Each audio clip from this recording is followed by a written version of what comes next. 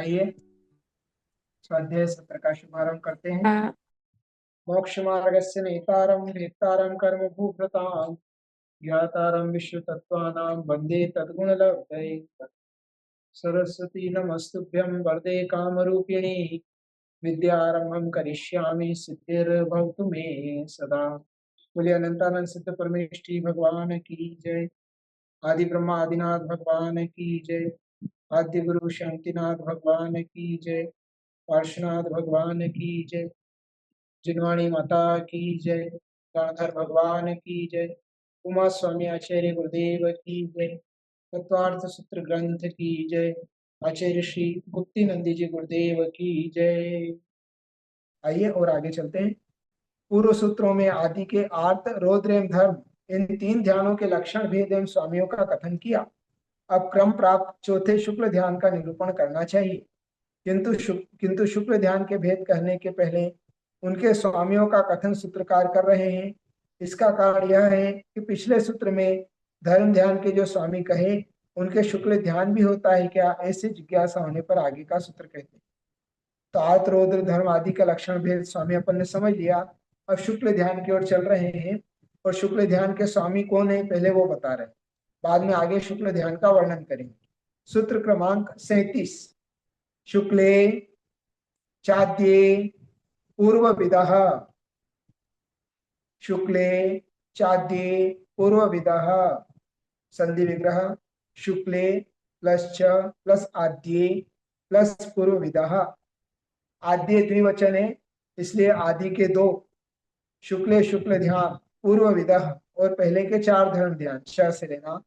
पूर्व विदा पूर्वविद के होते हैं, मतलब पूर्वविद को भी धर्म ध्यान होता है, मात्र शुक्ल ध्यान ही नहीं होता है। जब तक श्रेणी आरोहण नहीं करते हैं तब तक उनके भी धर्म ध्यान होता है। आगे के कहे जाने वाले शुक्ल ध्यान के भेदों में से आदि के दो शुक्ल ध्यान एवं चारों धर्म ध्यान पूर्वविद के अर्थात शुद्ध केवली के होते हैं। विशेषार्थ सूत्र में च शब्द आया है, उससे धर्म ध्यान का भी समुच्चय होता है। कारण की व्याख्यान से विशेष ज्ञान होता है। इस नियम के अनुसार श्रेणी चढ़ने के पहले शुद्ध केवलियों के धर्म ध्यान होता है। यदि सूत्र में च पद नहीं देते तो शुद्ध केवलियों के धर्म ध्यान का अभाव माना जाता।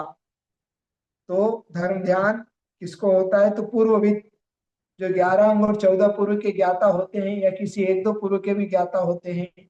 11 अंग और 14 पूर्व के ज्ञाता शुद्ध केवली कहलाते हैं। इसके अलावा अन्य अंगों के ज्ञाता या पूर्व के ज्ञाता हैं वह भी धर्म ध्यान के स्वामी होते हैं और शुक्ल ध्यान के भी स्वामी हो सकते हैं। तो इसलिए आदि के दो शुक्ल ध्यान पूर्वविद को होते हैं। जिज्ञासा पूर्व सूत्र में आदि के दो शुक्ल ध्यान के स्वामियों का कथन किया, किंतु बाद के शेष दो शुक्ल ध्यान के स्वामी कौन है, ऐसी जिज्ञासा होने पर आगे का सूत्र कहते हैं। मतलब शुक्ल चाद्य पूर्विदा आदि के दो ध्यान, तो शुक्ल ध्यान के भी चार भेद हैं, तो शेष के स्वामी कौन है, तो यह उत्तर दे रहे हैं सूत्र क्रमांक 38। परे केवलिनः, परे अर्थात बाद के शेष दो शुक्ल ध्यान केवली के होते हैं। तो शुद्ध केवली तक तो धर्म ध्यान शुक्ल ध्यान दोनों पाए जाते हैं, किंतु बाद के दो शुक्ल ध्यान वो केवली के होते हैं। अर्थात सहयोग केवली और अयोग केवली को शुद्ध ज्ञान बाद के दो शुक्ल ध्यान होते हैं। शुद्ध केवलियों के तो आदि के दो शुक्ल ध्यान होते हैं, किंतु बाद के शेष दो शुक्ल ध्यान केवली जिनके होते हैं, जिसके समस्त ज्ञानावरण का नाश हो गया, ऐसे सहयोग केवली अयोग केवली के क्रमशः अंत के दोनों शुक्ल ध्यान होते हैं। मतलब इन दो सूत्रों में शुक्ल ध्यान के स्वामी बता दिए। प्रथम दो शुक्ल ध्यान जो है पूर्वविद तक होते हैं और पूर्वविद को धर्म ध्यान भी होता है। और परे केवली अर्थात केवली भगवान को शुक्ल ध्यान पाया जाता है। सहयोग केवली और अयोग केवली दो प्रकार के केवली होते हैं। शुद्ध केवली तो ज्ञानावरणी कर्म के क्षयोपशम से बनते हैं, किंतु जो सहयोग केवली अयोग केवली ज्ञानावरणी कर्म के नाश से बनते हैं। शुद्ध केवली को केवल ज्ञान नहीं होता है, मति ज्ञान श्रुत ज्ञान आदि का विशेष क्षयोपशम है, इसलिए उन्हें 11 अंग और 14 पूर्व तक का ज्ञान प्रकट हो जाता है, किंतु संपूर्ण ज्ञान उनके लिए नहीं होता तो भी, क्योंकि अभी ज्ञानावरणी कर्म बाकी है। और जो केवली केवली होते हैं वो संपूर्ण ज्ञानावरणी कर्म के नाश करने के कारण केवल ज्ञान को प्राप्त करते हैं। इनका ज्ञान मति ज्ञान शुद्ध ज्ञान ही है। अवधि और मनःप्रय भी इनको हो सकता है पूर्वविद को, किंतु केवल ज्ञान नहीं होता है। और उसके द्वारा ये सब परोक्ष ज्ञान है, कर्म निमित्तक ज्ञान है। किंतु कर्म रहित केवल ज्ञान जो है वह संयोग और अयोग केवली को पाया जाता है। ये अंतर है, एक को संपूर्ण कर्म के नाश से प्राप्त हो रहा है और एक को कर्मों के क्षय उपशम से प्राप्त हो रहा है। दोनों में ये महान अंतर है। ठीक है, आगे के सूत्र की ओर चलते हैं। चारों शुक्ल ध्यान के स्वामी बतलाने के बाद अब उन चारों शुक्ल ध्यान के नाम सहित भेद कितने हैं, ऐसी जिज्ञासा होने पर आगे का सूत्र कहते हैं। अभी तक स्वामी बताए थे, किंतु वो चार शुक्ल ध्यान के नाम क्या है वो नहीं बताए। जैसे आर्त ध्यान, रौद्र ध्यान के तो नाम बता चुके हैं, धर्म ध्यान के भी नाम बता चुके हैं। अब शुक्ल ध्यान के नाम बता रहे हैं, उसके भी चार भेद हैं। सूत्र क्रमांक 39।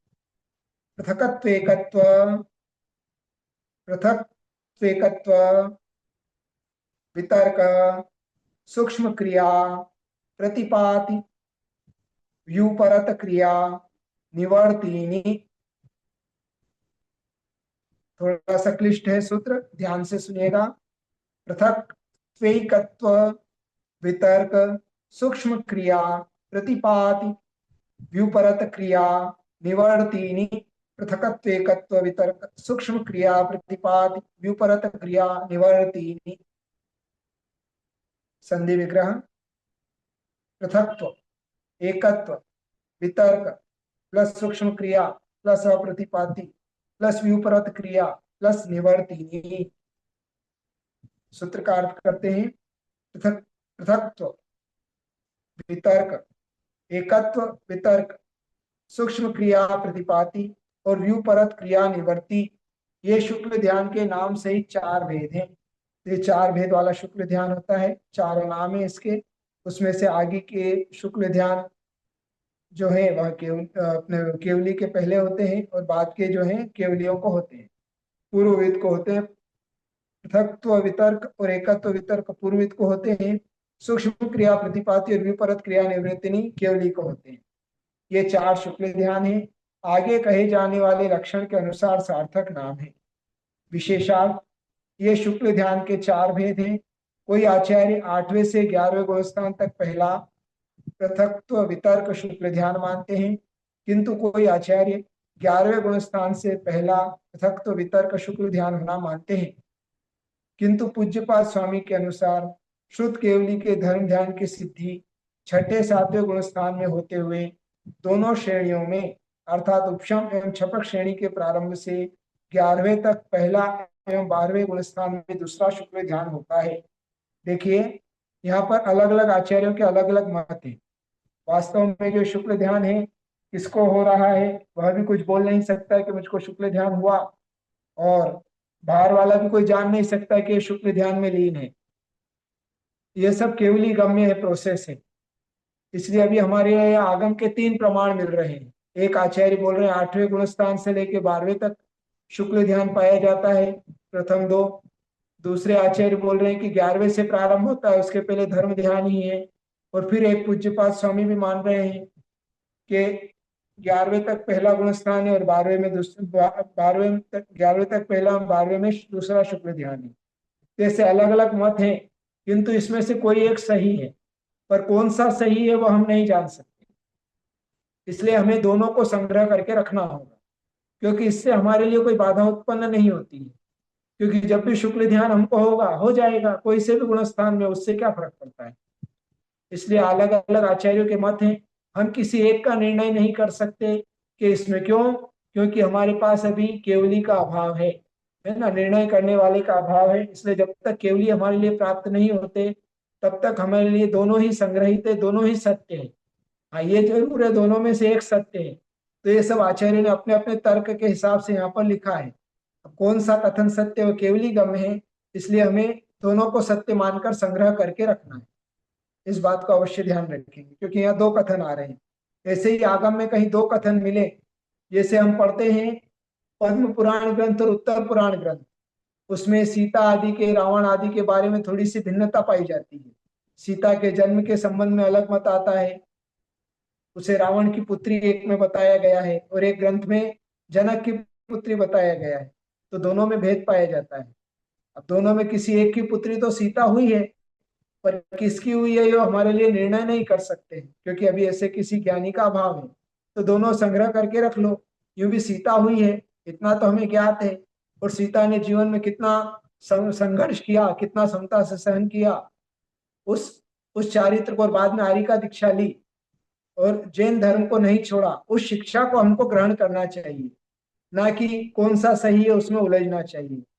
तो इसी प्रकार से यहाँ भी कौन सा सही है इसमें नहीं उलझते हुए संग्रहित करके रखिए कि हाँ, ये शुक्ल ध्यान 4 प्रकार के होते हैं। और 8वें से भी हुआ तो भी कोई बाधा नहीं, और 11वें से भी हुआ तो भी कोई बाधा उत्पन्न होती नहीं है, क्योंकि अभी वर्तमान में शुक्ल ध्यान हमारे लिए संभव भी नहीं है। जब भी होगा, जब का जब देखेंगे। ठीक है, तो ये सूत्र यहाँ पर अपना हुआ 39। कुछ 2-4 सूत्र और बचे हैं, वो आगे के सत्र में लेंगे। आज इतना ही विषय रखते हैं। जिन वाणी के ज्ञान से सुझे लोकालो, सो वाणी मस्तक चढ़ो सदा दे। सबके लिए आशीर्वाद।